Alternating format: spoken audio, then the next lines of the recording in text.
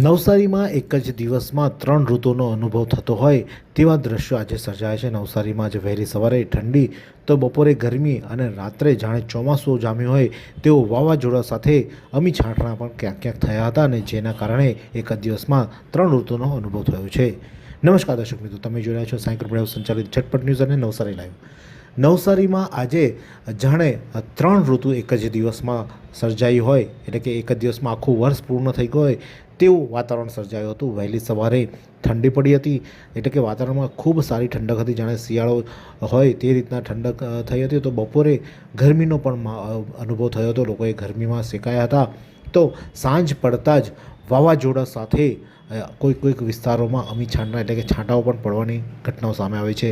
વાવાઝોડું એટલું ભયાનક હતું, એટલો જોરમાં પવન ફૂંકાયો હતો કે લોકોએ હાલાકી વેઠવાનો વારો હોય તો રસ્તા પર ધૂળની ડમરીઓ ઉડતા દેખાય, તો અનેક જગ્યાએ ઝાડોના પાંદડાઓ ઉડતા હોય તેવા દ્રશ્યો જોવા મળતા, તો કોઈના પતરા પણ ઉડી જતા હોય તેવા દ્રશ્યો સર્જાતા। રસ્તા પર લોકોએ વાહન ચલાવવાનું છોડીને સાઈડ પર ઊભો રહી જવાના દિવસો આવ્યા હતા। એટલે કે આજે સાંજે જે વાવાઝોડું ફૂંકાયું હતું ને વાવાઝોડાના કારણે લોકોએ ભારે હાલાકી પણ વેઠવાનો વારો હતો। રાહદારીઓ, વાહન ચાલકોએ પોતાના વાહનો સાઈડ પર કરીને ઊભો રહી જવાનો નોબત આવી હતી।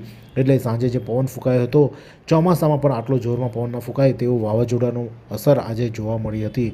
હવામાન વિભાગ દ્વારા 3 દિવસ માટે એલર્ટ આપવામાં આવ્યું હતું અને જેની શરૂઆત થઈ ગઈ હોય તેવું આજે લાગી રહ્યું છે। અને નવસારીના વિવિધ પંથકોમાં વાવાઝોડાના કારણે ભારે નુકસાનો પણ કોઈક જગ્યાએ થયા છે। હજુ સુધી અમારા સુધી કોઈ સમાચાર નથી આવ્યા, પરંતુ ગામડા વિસ્તારોમાં કોઈ જગ્યાએ કોઈ ભારે નુકસાન પણ થયું હશે, જે સમાચાર આવશે અમે તમારા સુધી જરૂરથી પહોંચાડીશું। પરંતુ આજે નવસારી શહેરમાં વિવિધ વિસ્તારોમાં વાવાઝોડાના કારણે અનેક ઘરોના પતરા પણ ઉડ્યા છે, તો સાથે સાથે અનેક વાહન ચાલકોએ પણ ધૂળની ડમરીના કારણે સાઈડ પર ઊભો રહેવાનો વારો આવ્યો હતો। ત્યારે એક જ દિવસમાં 3 ઋતુનો લોકોએ અનુભવ કર્યો હતો।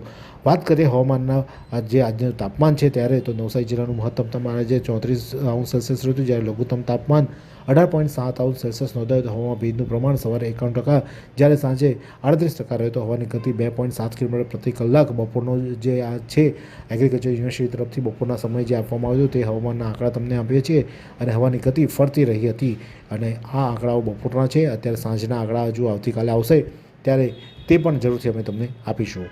આ જ પ્રકારના અવનવા સમાચાર માટે જોતા રહો સાંઈ ગ્રુપ મીડિયા હાઉસ સંચાલિત ઝટપટ ન્યૂઝ અને નવસારી લાઈવ।